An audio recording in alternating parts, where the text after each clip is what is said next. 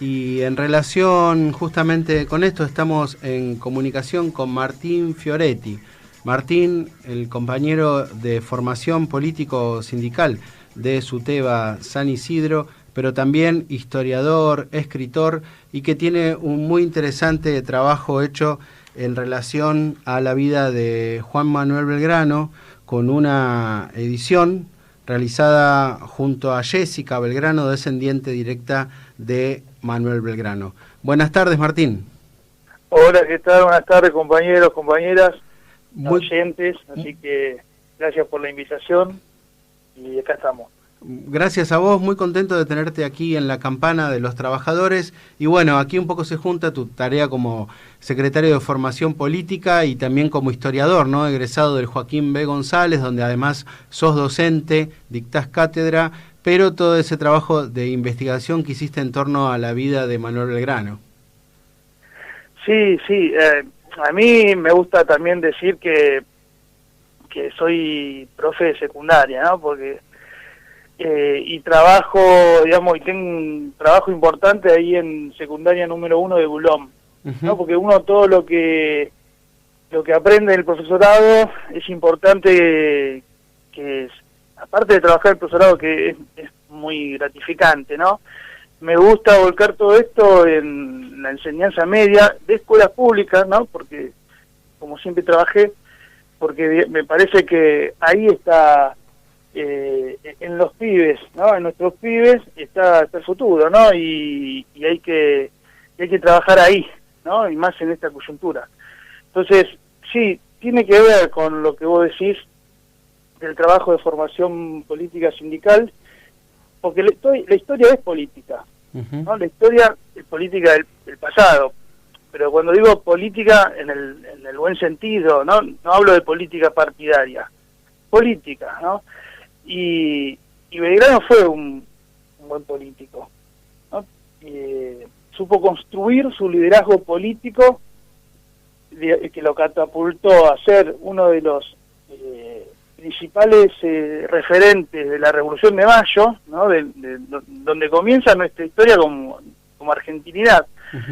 Y lo supo construir ese liderazgo siendo funcionario de una corona real absolutista, ¿no? Porque él era funcionario de la corona. Claro. Y desde ese lugar él empezó a construir, ¿no? Digamos, con ideas, ¿no? Escribir sus ideas, intentar llevarlas a cabo y plasmarlas luego con la Revolución de Mayo, ¿no? Entonces todo ese liderazgo político fue construido a partir de ideas, escritos y acciones, ¿no? Hola, ¿me escuchan ahí? Sí.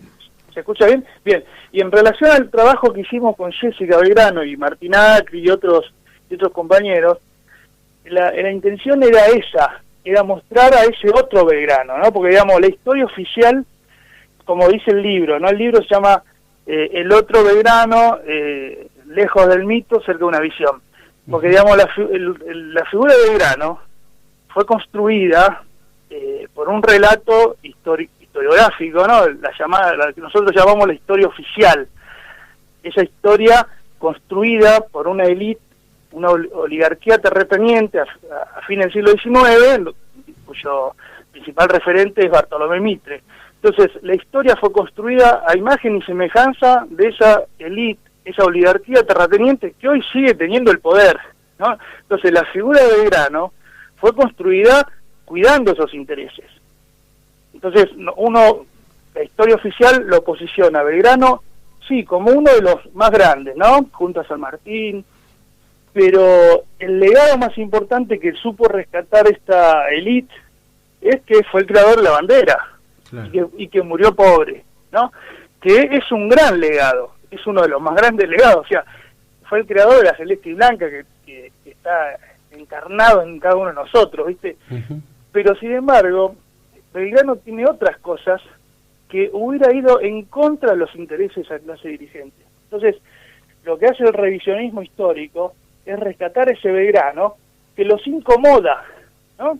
Si Belgrano se levanta a la tumba, ese 20 de junio que andaba la gente de Vicentín, ¿no? Apoyando a Vicentín, los fusila a todos, porque digamos, en sus escritos, sus acciones, fue en contra de todas esas, de la oligarquía terrateniente y de la concentración de la riqueza, sino que apuntaba a una distribución real de la tierra, ¿no? Digamos, sus escritos económicos, sus escritos desde siendo funcionario de la corona, una corona, repito, una monarquía absolutista, ¿no? Ahí diferenciamos lo que es una monarquía absolutista de una monarquía constitucional, ¿no? Como por ejemplo en aquellos tiempos Inglaterra. España era una monarquía absolutista donde no había ningún tipo de derechos civiles, ni de propiedad, ni de igualdad, nada por el estilo. Entonces él, siendo funcionario de una corona absolutista, empieza a plantear todos estos cambios, todas estas transformaciones para el beneficio de los habitantes del Río de la Plata, ¿no? Entonces, todas esas visiones que él tuvo, es decir, distribución de la tierra, educación pública, él estaba escuchando al compañero que leía, educación pública además de las mujeres, estamos hablando de fines del siglo XVIII, él escribe sus memorias, las memorias eran escritos que él debía hacer como secretario del Consulado Real, todos los años, anualmente debía leer las políticas que él manifestaba que había que hacer. Y una de las memorias, la primera memoria, que apunta a desarrollar la estructura económica del Río de la Plata, apuntaba a la agricultura, ¿no? Había que hacer a este país, decía, un país agricultor, ¿no? Entonces, el principal escollo, ¿cuál era? La posesión de la tierra. Entonces, había que distribuir la tierra a esos miserables que vivían en ranchos. En esos términos lo escribía él, ¿eh? Y además el Estado tiene que estar hasta el último punto de esta gente, ¿no? Educarlo, porque digamos, el Estado se tiene que hacer cargo de educar a esta gente para que trabaje la tierra en beneficio de la monarquía española, ¿no? En ese momento, una España en crisis, ¿no? Una España que comparándola con Inglaterra y con Francia, estaba totalmente atrasada, entonces había que desarrollarla.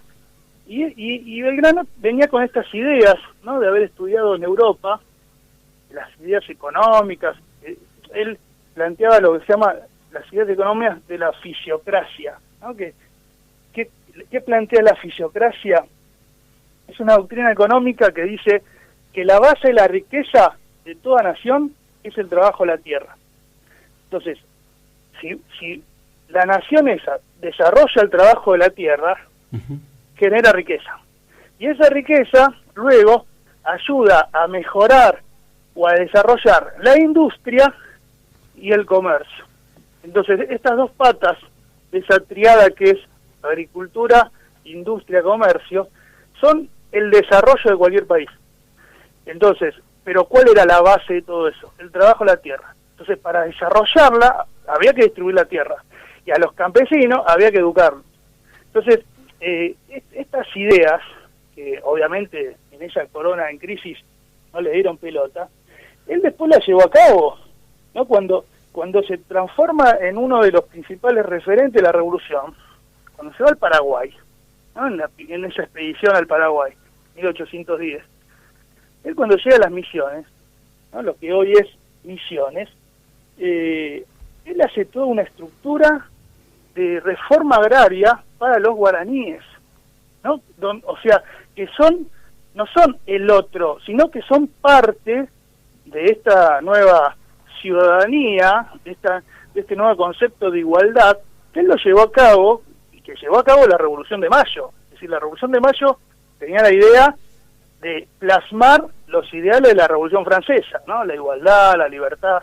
Entonces, no solamente, yo siempre pongo en el libro, y lo digo siempre, Belgrano no era solamente palabras, no era solamente decir, era más importante el hacer, ¿no? Mejor que decir es hacer, decía. Me suena. Argentino. Entonces, Belgrano no era solamente palabras y escrito, sino que era un tipo que se subió a un caballo, se puso un chumbo y fue a poner el pecho. Eso es lo que se rescata de Manuel Belgrano. Seguro, estamos en el medio porque si no yo me largo. No, estamos en comunicación con Martín Fioretti, por si alguien se está conectando ahora.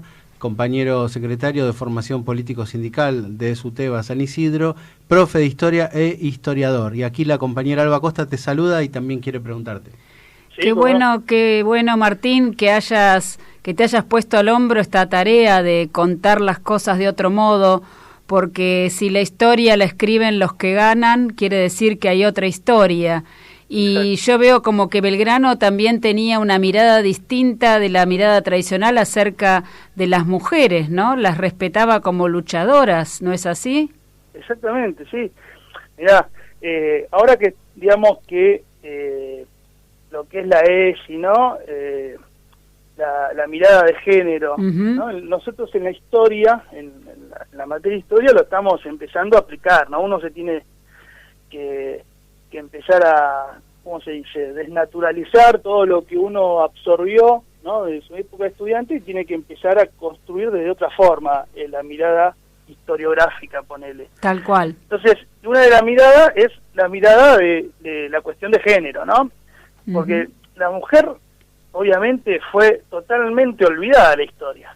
Y hubo grandes mujeres en la historia argentina, y más en estos tiempos, que fueron a combatir.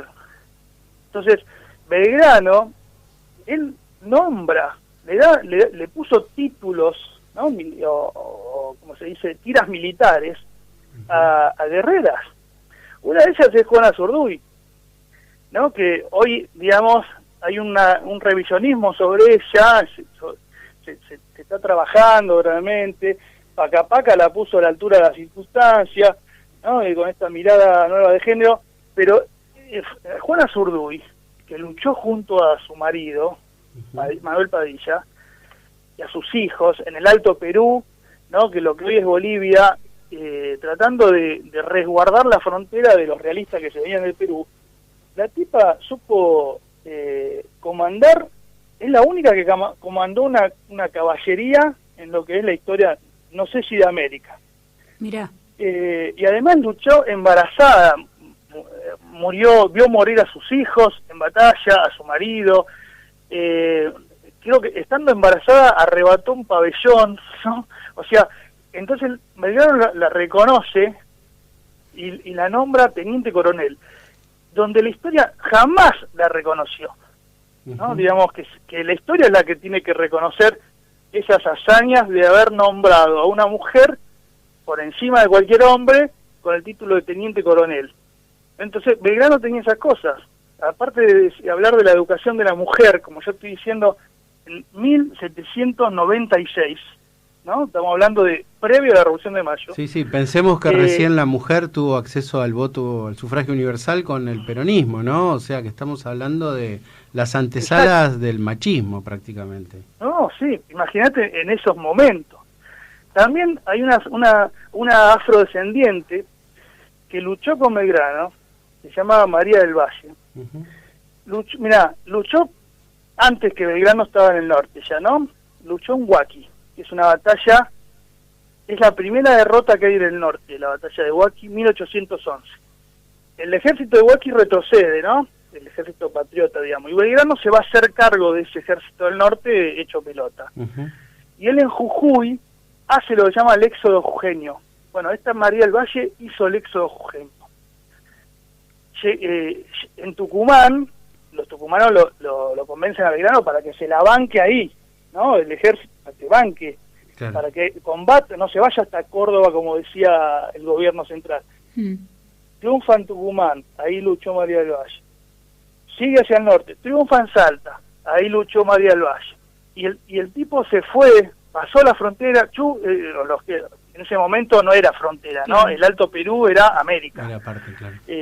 Porque, digamos, los revolucionarios luchaban por una patria grande, ¿no? Esa construcción de países, ¿no? Y ese relato histórico de que San Martín liberó Argentina, Chile, Perú, no es un relato historiográfico diciendo de que liberó 3 países, pero en realidad San Martín liberó América. Claro. O sea, el ideal era construir la patria grande, ¿no? A ver, voy a liberar a Chile, que es otro país. No, bueno, estos hombres de aquel momento, hombres y mujeres, tenían un ideal americanista de la patria grande. Volviendo a María del Valle, luchó en esas dos batallas que fueron una derrota, ¿no?, para Belgrano, en Ayohuma, ¿no?, Vilcapullo y Ayohuma, y ahí también luchó María del Valle, y murió olvidada esa mujer. Hay una anécdota que dice que ya era una anciana, ¿no?, mendigando en Buenos Aires, y la reconoce un general, Viamonte, y le dice: pero usted es María del Valle, usted luchó con Belgrano, ¿qué hace acá? Bueno, o sea, ¿cómo olvidamos a las mujeres? Las mujeres que lucharon en batalla, ¿no? Y Belgrano la nombró la capitán del ejército. O sea, hasta esas cosas tenía Belgrano, ¿no? Estamos en comunicación con Martín Fioretti, compañero secretario de Formación Político Sindical de SUTEBA San Isidro, historiador, y acá la compañera Blanca de Movimiento Mayo, de Vicente López, también dice que es impresionante lo contemporáneo que es todo lo que estás contando y muchas cosas que se está enterando por medio de esta nota con respecto a la figura de Belgrano. Y recientemente también conmemorábamos a Martín de Güemes, compañero, camarada de armas de Belgrano, y del cual se dio un poco esa lectura mitrista que vos decís, ¿no? Como que se despojó de esa idea de la distribución de la tierra entre los más humildes y quedó la figura del gaucho heroico, ¿no?, del folclore, e incluso una figura apostólica y cristiana, dejando de lado el verdadero discurso de el empoderamiento de los más humildes. Sí, mirá, hay algo también que yo siempre rescato en mis clases, de ese discurso oficial, de esa historia oficial que nos legó la historia mitrista, ¿no?, y que todavía está hecho carne en manuales, en los medios de comunicación. La Revolución de Mayo, según Mitre, ¿no?, él planteaba que la Revolución de Mayo tenía como objetivos liberar el comercio, ¿no?, y obviamente independizarse de España. La Revolución de Mayo era independentista o separatista.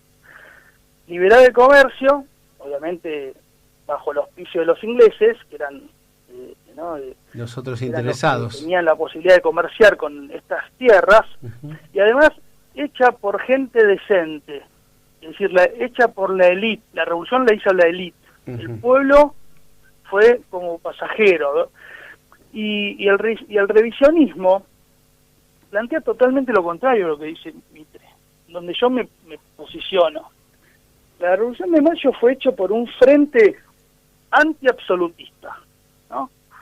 Es decir, era un frente político heterogéneo, compuesto por un montón de actores, algunos más radicales y otros más moderados, que tenía como objetivo, digamos, establecer en España y en América una monarquía más moderada, es decir, no absolutista.